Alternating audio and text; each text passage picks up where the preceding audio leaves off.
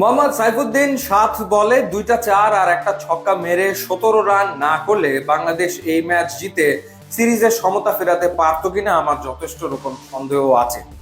সাইফ হাসান যখন আউট হলো তখন বাংলাদেশের রান 140, চতুর্থ উইকেটের পতন হলো। ঠিক ওই মুহূর্তে বাংলাদেশের ম্যাচ জেতার জন্য প্রয়োজন 27 বলে 31 রান, হাতে রয়েছে 6টা উইকেট। 27 বলে 31 রান, 6 উইকেট হাতে আছে।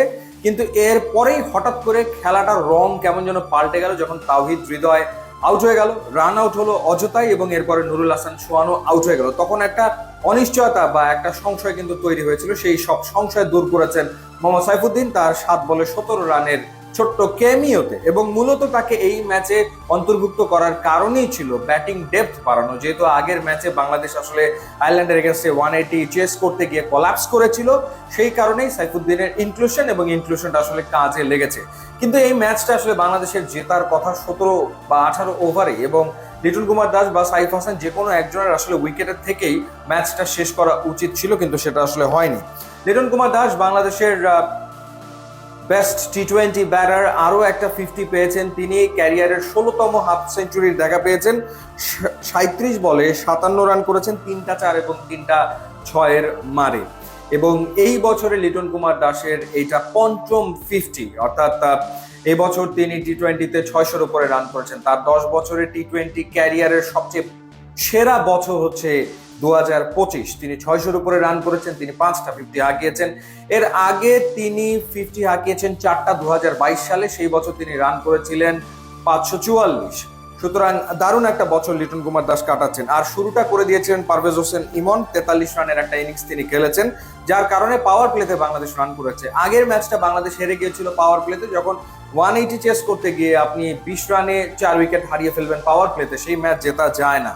কিন্তু এই দিন 170 চেস করতে নেমে 171 টার্গেট ছিল, বাংলাদেশ শুরুটা দারুণ করেছে এবং পাওয়ার প্লেতে 66 রান করে ফেলে 1 উইকেট হারিয়ে। সো দারুণ একটা স্টার্ট এনে দিয়েছেন পারভেজ হোসেন ইমন। তিনি তার ক্যারিয়ারের 4র্থ হাফ সেঞ্চুরি করতেই পারতেন, কিন্তু সেটা আসলে হয়নি। তানজিদ হাসান তামিম তিনি অযথাই আউট হয়েছেন। বাংলাদেশের 2টো রান আউট, দুটোই আসলে অযথাই হয়েছে। শুরুতে তানজিদ হাসান তামিমেরটা, আর পরে হচ্ছে তাওহিদ হৃদয়েরটা। তো যাই হোক, বাংলাদেশ এই ম্যাচ জিতেছে। লিটন কুমার দাস ক্যাপ্টেন নক খেলেছেন। এরপর পারভেজ হোসেন ইমন 43 রানের একটা দুর্দান্ত শুরু এনে দিয়েছেন। এরপর সাইফ হাসান 17 বলে 22 রান করেছেন, কিন্তু তার ম্যাচ শেষ করে আসা উচিত ছিল। তার ব্যাটিং পজিশন চেঞ্জ করাটা ঠিক হয়েছে কিনা সেই নিয়ে তর্ক চলমান থাকতেই পারে। আমারও মনে হয় তাকে আসলে ওপেনিং এ খেলানো উচিত, এবং শেষ দিকে মোহাম্মদ সাইফুদ্দিনের কেমিও। এর আগে বোলিং এ কিন্তু বাংলাদেশ স্পেশালি সেকেন্ড 10 ওভারে দুর্দান্ত বল করেছে। প্রথম 10 ওভারের তুলনায় দ্বিতীয় 10 ওভার বাংলাদেশ খুব ভালো করেছে। স্পেশালি মাহাদির কথা বলতে, 1 ওভারে তিনি যখন আসলে 2 ভাইকে ফেরালেন, টিম ট্র্যাক্টরকে তিনি আউট করেছেন, হ্যারি ট্র্যাক্টরকে আউট করেছেন, দুজনেই বিপজ্জনক ছিলেন।